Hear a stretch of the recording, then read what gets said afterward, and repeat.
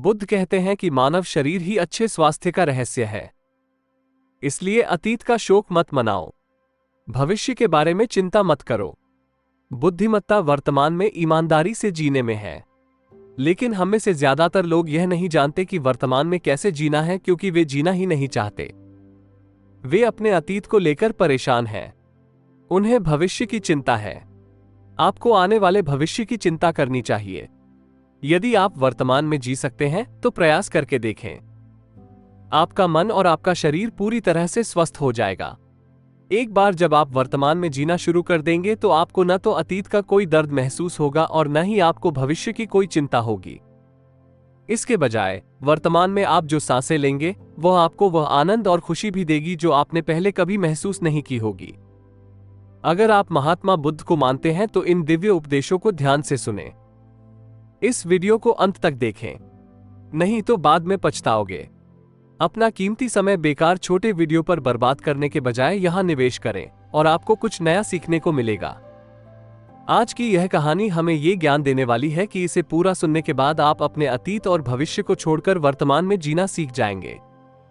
तो कहानी शुरू होती है एक ऐसे व्यक्ति से जो बहुत दुखी और परेशान था। वह एक पहाड़ पर एक चट्टान पर बैठा रो रहा था। जब वो रो रहा था तभी एक बौद्ध भिक्षु वहां से गुजरा और उसे रोता देख बौद्ध भिक्षु उस व्यक्ति के पास गया और उससे बात करने लगा। उस व्यक्ति ने पूछा, अगर आपको लगता है कि मैं यहां से कूदकर अपनी जिंदगी खत्म करने की योजना बना रहा हूं तो आप बिल्कुल सही हैं। लेकिन इससे आपको क्या फर्क पड़ता है? यह मेरी जिंदगी है और मैं इसके साथ जो चाहूं वो कर सकता हूं। बौद्ध भिक्षु ने उस व्यक्ति से कहा, यदि तुम अभी भी कार्रवाई करने में झिझक रहे हो तो यहां रोने से क्या फायदा?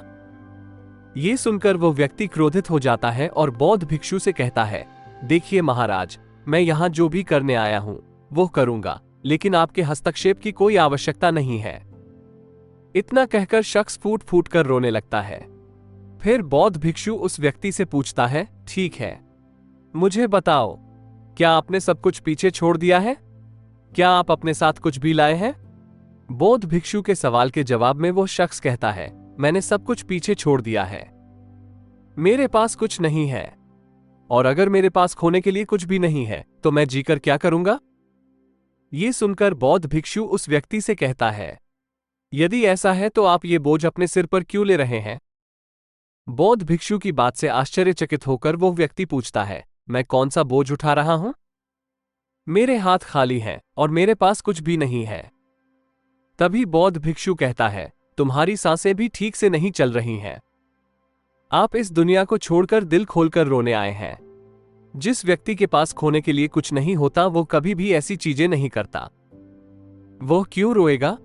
ये सुनकर वो व्यक्ति और भी क्रोधित हो जाता है और बौद्ध भिक्षु से कहता है, तुम्हारा इससे क्या मतलब है?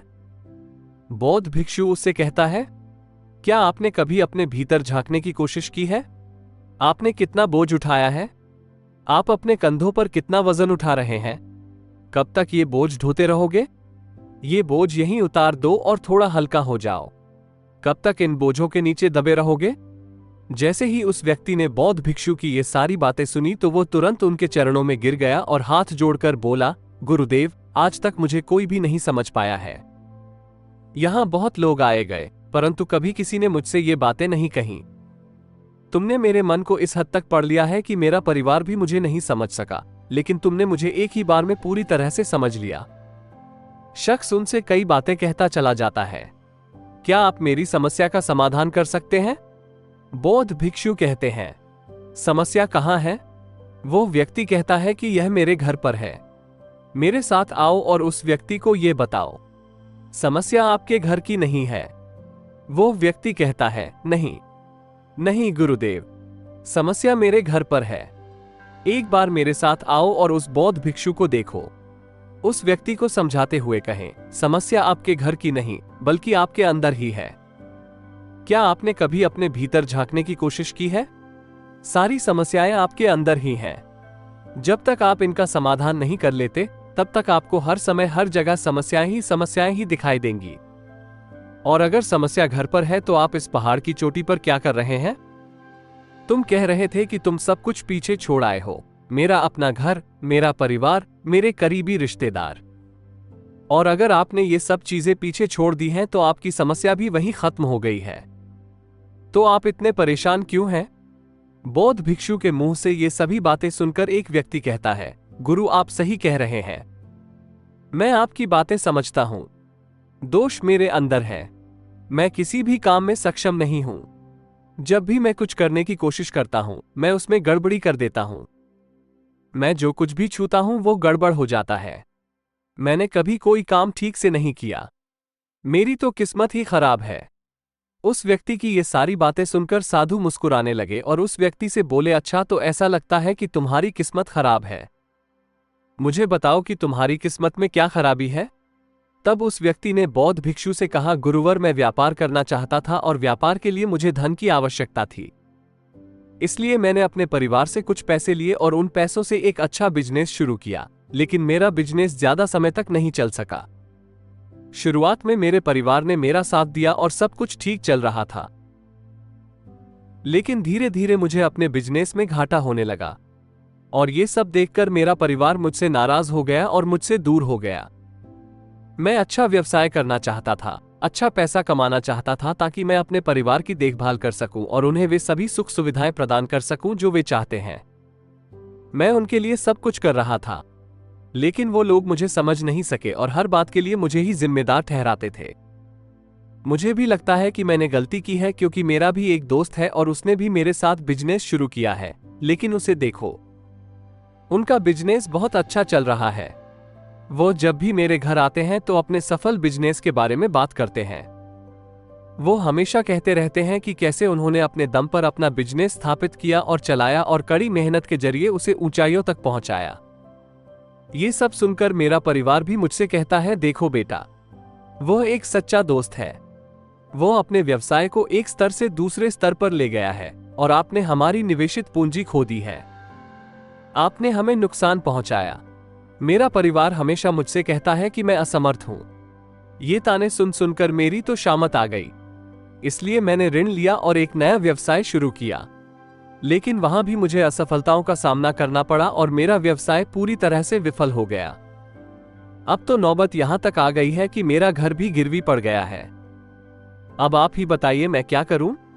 तब बौद्ध भिक्षु उस व्यक्ति से कहता है, अच्छा तुम्हें पता है कि तुम्हारा मित्र तुम्हारे पास क्यों आता था? तो वो शख्स कहता है, हाँ, मैं इसे अच्छी तरह जानता हूं। वो मेरे परिवार के सामने मुझे नीचा दिखाने आता था। वो मेरी आलोचना करते थे और दिखाते थे कि वो बिजनेस में मुझसे कहीं बेहतर है। वो श्रेष्ठ है और चाहता है कि मैं उसकी सफलता देखकर दुखी हूं। मैं व्यथित और परेशान महसूस करता हूं। तभी बौद्ध भिक्षु उस व्यक्ति से कहता है, क्या तुम्हें सच में उसका व्यवसाय देखकर दुख हुआ था? हाँ, मुझे दुख हुआ जब वो अपने व्यवसाय में सफल हो गया और मेरा विफल हो गया। इससे मुझे दुख हुआ और मुझे जलन महसूस हुई। मुझे पछतावा हुआ और कष्ट सहना पड़ा। तभी बौद्ध भिक्षु उस व्यक्ति से कहता है, इसका मतलब है कि अगर तुम्हारा दोस्त भी असफल हो जाए तो तुम्हें खुशी होगी। यदि उसका व्यवसाय चौपट हो जाए तो तुम्हें प्रसन्नता होगी। ये सुनकर बौद्ध भिक्षु फिर मुस्कुराया और उस व्यक्ति से कहा, इसका मतलब है कि आपकी खुशी आपके दोस्त पर निर्भर करती है। अगर वो चाहे तो तुम्हें खुश कर सकता है, और अगर वो चाहे तो आपको दुखी कर सकता है, क्योंकि आप अकेले खुश या दुखी नहीं हो सकते। तुम पहले ही अपने दोस्त के गुलाम बन चुके हो, और अगर ऐसा है तो आपकी समस्या का कोई समाधान नहीं है, क्योंकि आपकी खुशी और आपके दुख का दर्द दूसरों के व्यवहार पर निर्भर करता है। आपके कार्यों से आपके लिए कुछ भी नहीं बदला है। आप अपने कर्मों से न तो खुश हो सकते हैं और न ही दुखी। मैं आपकी समस्या का समाधान नहीं दे सकता। तभी वो व्यक्ति साधु से कहता है, गुरुवर कृपया ऐसा मत कहो।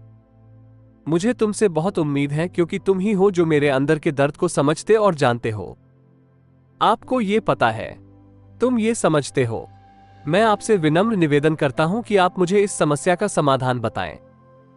तब बौद्ध भिक्षु उस व्यक्ति से कहते हैं, जब हम दूसरों से अपेक्षाएं जोड़कर उन पर निर्भर हो जाते हैं, हम पूरी तरह से दूसरों पर निर्भर रहते हैं। अगर मैं तुमको कोई रास्ता न बताऊं तो तुम दुखी होते रहेंगे, तुम बीमार की तरह रोते रहोगे। लेकिन अगर मैं तुम्हें एक रास्ता बताऊं तो मैं तुम्हारी समस्या का समाधान ढूंढने में तुम्हारी मदद कर सकता हूं। हालांकि एक बात याद रखें, जो दोस्त आपके घर आता है वो आपको बता रहे हैं कि कैसे उन्होंने अपने बिजनेस में तरक्की हासिल की है, कैसे उन्होंने कड़ी मेहनत की है, जिससे आपको दुख होता है, लेकिन वो सच बता रहे हैं कि उन्होंने अपने जीवन में कैसे संघर्ष किया और उस मुकाम तक पहुंचे। वो अपने अनुभव आपके साथ साझा कर रहे हैं। अब आप या तो उस अनुभव का उपयोग कर सकते हैं या उसे व्यर्थ जाने दे सकते हैं और अपने मन में ईर्ष्या की भावना उत्पन्न कर सकते हैं। बुद्धिमत्ता उसके अनुभव का उपयोग करने में, अपनी बुद्धि का उपयोग करने में और उसके अनुभव से प्राप्त ज्ञान का उपयोग करने में निहित है। आपको खुश होना चाहिए कि आपको बिना मांगे ही वो अनुभव मिल रहा है जिसकी आपको जरूरत थी। आपको अपने मित्र का आभार व्यक्त करना चाहिए क्योंकि आपको वह अनुभव और ज्ञान प्राप्त हो रहा है जो आप अपने जीवन से प्राप्त नहीं कर सके।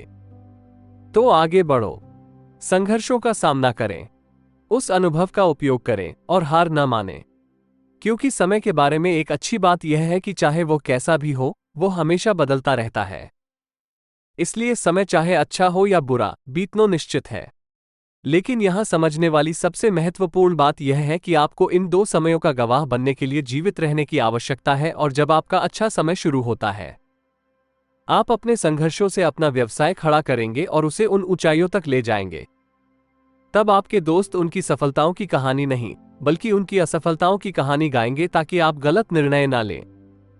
और अगर तुम भी उनकी तरह बर्बाद हो जाओगे तो तुम्हें अपनी बुद्धि का इस्तेमाल यही करना होगा। उनकी बातों पर ध्यान देने की बजाय अपनी अक्ल से काम लें, क्योंकि उस वक्त वो आपको खुश करने नहीं बल्कि दुखी करने आएंगे। जैसे मुझे उनकी नाखुशी देखकर खुशी होती है, वही खुशी मुझे तुम्हें नाखुश देखकर भी मिलेगी। ये सुनकर वो व्यक्ति उन बौद्ध भिक्षुओं से कहता है, हे पूज्य, आप बिल्कुल सही कह रहे हैं। मैं अपनी जिंदगी खुद नहीं चला रहा हूं, बल्कि मेरे रिश्तेदार और दोस्त इसे चला रहे हैं, जो मेरी जिंदगी को खुशियों और दुखों से भर रहे हैं। लेकिन मेरा यहां एक प्रश्न है। जब मैंने अपना व्यवसाय शुरू किया तो मेरा इरादा अपने परिवार को खुश रखना था। मैं उन्हें वे आराम और खुशियां दे सकता हूं। तो क्या मेरे परिवार के बारे में सोचना गलत है? मैं अपने परिवार के लिए सब कुछ कर रहा था, लेकिन व्यापार में घाटा होने के बाद मेरा परिवार भी चला गया। ये सुनकर वे मुस्कुराने लगे और उस व्यक्ति ने कहा, इसमें मुस्कुराने की क्या बात है? क्या मैंने कोई गलत सवाल पूछ लिया? उन्होंने उन्हें कभी बौद्ध भिक्षु नहीं कहा। हर इंसान गलती होने पर सांत्वना की उम्मीद करता है और आप भी यही चाहते हैं। हर कोई चाहता है कि जब वो कुछ करे तो उसकी तारीफ हो, और जब हमें प्रशंसा नहीं मिलती तो हमें बहुत दुख होता है। ये हमारे दिलों को घायल कर देता है और तभी हम ये सोचने लगते हैं कि इस दुनिया में हर कोई स्वार्थी है। हर कोई अपने फायदे के लिए जीतता है, हर कोई अपने स्वार्थ के लिए काम करता है और हर कोई अपने मतलब के लिए हमारे साथ रहता है। लेकिन अगर आप किसी को अपना परिवार मानते हैं और अपने परिवार के लिए कुछ करना चाहते हैं, तो आपको ऐसा क्यों लगता है कि आप ये काम दूसरों के लिए कर रहे हैं? आप इसे अपने लिए कर रहे हैं। यदि आप सोचते हैं कि आप ये दूसरों के लिए कर रहे हैं, तो आप जीवन भर दुखी रहेंगे। और जब आपको एहसास होगा कि आप यह अपने लिए कर रहे हैं, तो आपको एक अजीब सी खुशी का अनुभव होगा और आप हमेशा संतुष्ट रहेंगे। और जब तक आप अपने कार्यों को बेहतर और उत्कृष्ट बनाने के लिए उस पर काम करते रहेंगे, आपको किसी की सांत्वना की जरूरत नहीं पड़ेगी। तभी वो व्यक्ति उन बौद्ध भिक्षुओं से कहता है, हे गुरु, अब मुझे आपकी बातें समझ में आ रही हैं। अब तक मेरी किस्मत दूसरों के हाथ में थी। वे अपनी इच्छानुसार इसे सुख दुख के रंगों से रंग देते थे। लेकिन चूंकि मैं अपना भाग्य अपने हाथों में रखूंगा, चाहे वो अच्छा हो या बुरा, मैं हार स्वीकार नहीं करूंगा। अंत में वो व्यक्ति बौद्ध भिक्षुओं से कहता है, हे गुरु, मैं आपकी सारी बातें समझ गया, लेकिन क्या आप मुझे कुछ ऐसा दे सकते हैं जो मेरे जीवन के सबसे बुरे समय में मेरा साथ दे सके। ये सुनकर बौद्ध भिक्षु उस व्यक्ति को एक छोटा सा बक्सा देते हैं और कहते हैं, यह मेरे बहुत करीब है और तुम इसे अपने पास ही रखना। इसमें एक ऐसा रहस्य छिपा है जो आपको बड़े से बड़े दुखों से मुक्ति दिला सकता है। यह आपको गंभीरतम आपदाओं से बचा सकता है, और आपको इसे केवल तभी खोलना चाहिए जब आपको लगे कि कोई रास्ता नहीं है, जब आपको लगे कि सब कुछ व्यर्थ है। मैंने जो कुछ कहा है वो भी निरर्थक है। ये संसार भी जब तक है जहां जीना भी व्यर्थ है। इतना कहकर बौद्ध भिक्षु बक्सा उस व्यक्ति को सौंप देते हैं और फिर चले जाते हैं। वो व्यक्ति बक्सा घर लाता है और एक नया व्यवसाय शुरू करता है। इस बार वो अपने बिजनेस में हार नहीं मानता और उसका बिजनेस फलता फूलता है। उनके सफल व्यवसाय के कारण उनका परिवार भी उनके पास वापस आ गया। अब उसे सभी सुख सुविधाएं प्राप्त हो चुकी थी। वो अब न तो अतीत पर रोता था और न ही भविष्य के बारे में परेशान था। उन्होंने अपने वर्तमान को और भी बेहतर बनाने पर ध्यान दिया, लेकिन समय हमेशा बदलता रहता है। जैसे बुरा समय हमेशा के लिए नहीं रहता, वैसे ही अच्छा समय भी नहीं रहता। एक बार फिर उनकी जिंदगी का एक अच्छा दौर खत्म हो गया था। वो जिस राज्य में रहता था, उस राज्य पर पड़ोसी राज्य ने आक्रमण कर उसे पूरी तरह नष्ट कर दिया था। उनका बिजनेस भी पूरी तरह से बर्बाद हो गया था। उन्हें अपने परिवार के साथ कठिनाइयों का सामना करना पड़ा। उन्हें एक जगह से दूसरी जगह भागना पड़ा, यहां तक कि उनके पास खाने पीने के लिए भी पैसे नहीं थे। भूख के कारण उनके माता पिता की जान चली गई, लेकिन वह अपनी पत्नी और 2 छोटे भाइयों के साथ भटकते रहे, जो बीमार थे और उनके इलाज के लिए उनके पास पैसे नहीं थे। तब उसे एहसास होने लगा कि यह सब व्यर्थ है। इस जीवन को जीने का उद्देश्य क्या है? ये सारा संसार व्यर्थ है और उन भिखारियों ने जो जो बातें मुझसे कही थी वे सब भी व्यर्थ हैं। आज मेरे पास कुछ भी नहीं बचा है। आज मेरा जीने का कोई मकसद नहीं है।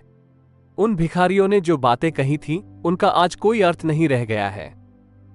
अंततः जीवन का अंत होना ही है, तो क्यों जिए और जीवन में ऊंचाइयां हासिल करने का प्रयास करें?